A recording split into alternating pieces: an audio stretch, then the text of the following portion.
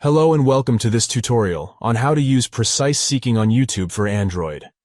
Precise seeking is a feature that allows you to quickly jump to specific parts of a video, making it easy to find the content you're looking for.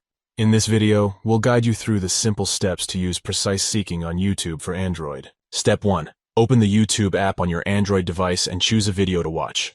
Step 2. Tap the screen to see the progress bar appear on the screen. Step 3.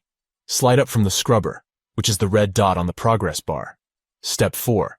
You will see a row of thumbnails below the progress bar. These thumbnails represent different parts of the video. Step 5. Tap on any thumbnail to jump to that part of the video. And that's it. With these simple steps, you can easily use precise seeking on YouTube for Android.